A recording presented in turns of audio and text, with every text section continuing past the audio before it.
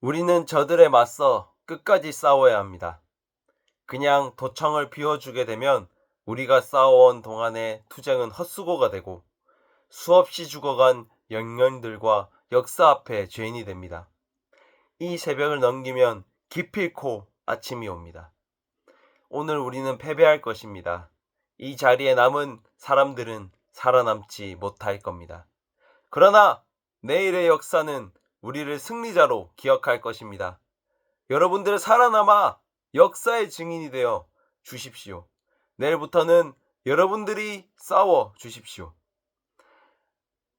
이 말은 시민군 대변인으로 활동하셨던 윤상원 열사가 1980년 5월 26일 항쟁의 마지막 밤에 남긴 말이라고 합니다.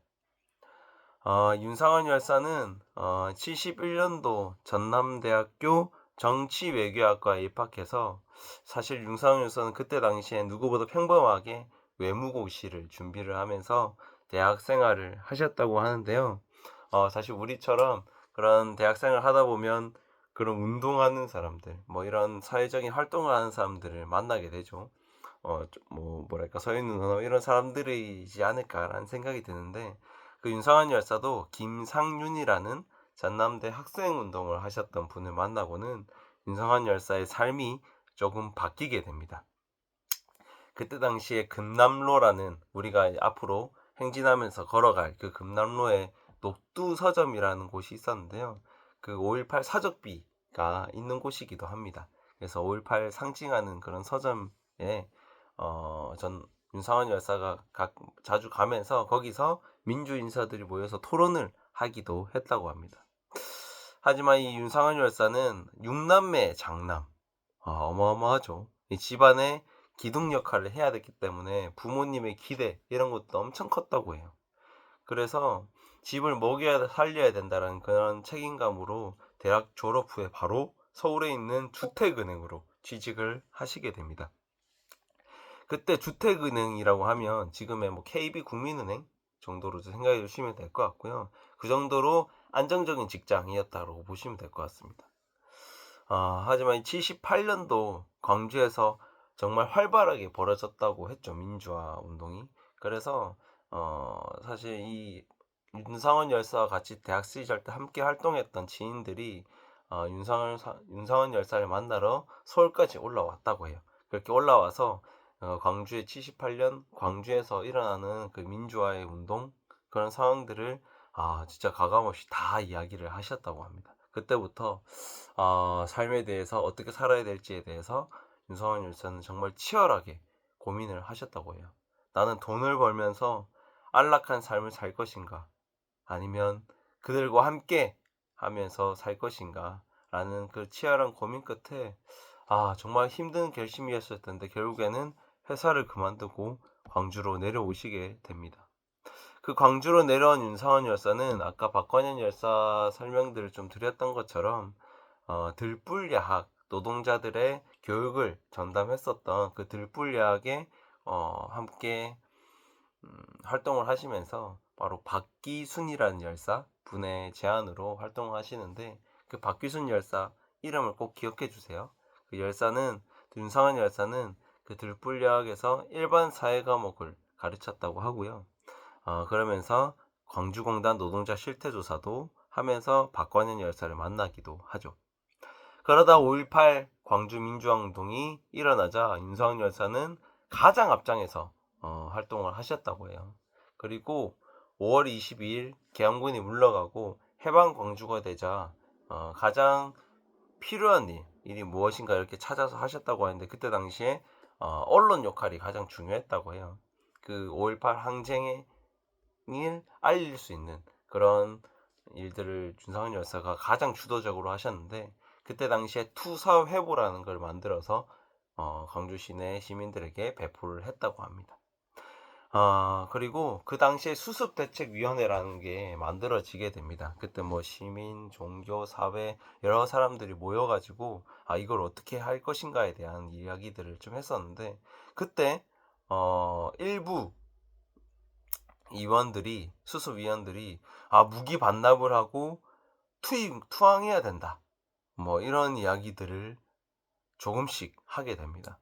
사실 불과 이틀 전에 집단 발포가 일어났던 시기였는데도 사실 그런 말들을 한다는 거는 어불성설이고 그 돌아가신 분들에 대한 예의가 사실 아니었던 거죠. 그래서 그 무기를 반납하고 군인들에게 다시 치안을 맡기자라고 하는 그들은 정말 지배 질서에 충실했고 그리고 그 주변에 있던 시민들에게 원성을 엄청나게 샀다고 합니다.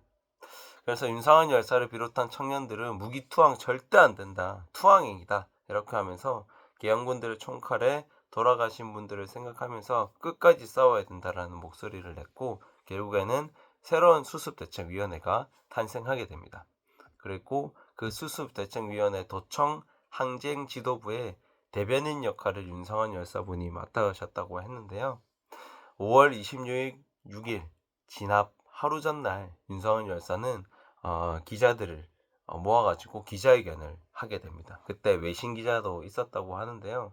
그때 참가했었던 브래들리 마틴이라는 기자가 그 기자회견에서 본 윤상현 열사를 이렇게 회상하고 있습니다. 죽음을 앞두고 있었음에도 부드러움을 잃지 않는 그의 눈빛이 그저 인상적이었다 라고 해고했다고 합니다.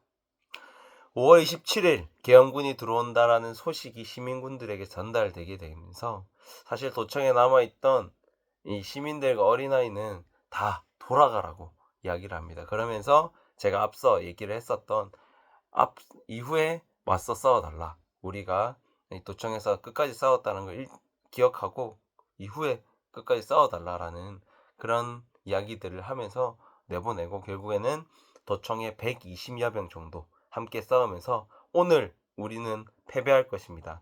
하지만 내일의 역사는 우리를 승리자로 만들 것입니다. 라고 하면서 끝까지 싸우셨다고 합니다.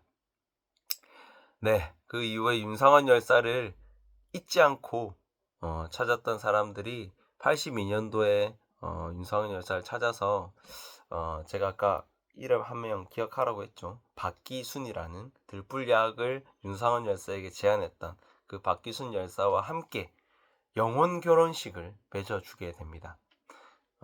그래서 이렇게 비석에 같이 이름이 적혀 있는데요. 사실 박기순 열사는 그 전에 돌아가셨어요. 78년도 들불약 크리스마스 행사 끝난 뒤에 집에서 연탄가스가 누출된 사고 때문에 먼저 돌아가셨던 분이신데 그 들불약에서 맺었던 인연을 소중히 여기고 끝까지 갔으면 좋겠다는 마음으로 영혼 결혼식을 했고 그때 불렀던 노래가 임을 위한 행진곡이라고 합니다. 네, 사실 우리가 윤상현 열사의 삶을 보고 나의 삶을 또 한번 돌아봤으면 좋겠습니다. 어떻게 살아가는 것이 정말 참된 삶인지 그리고 정말 치열하게 고민하면서 나는 살아가고 있는지에 대해서 정말 고민을 하는 시간이 되었으면 좋겠고요.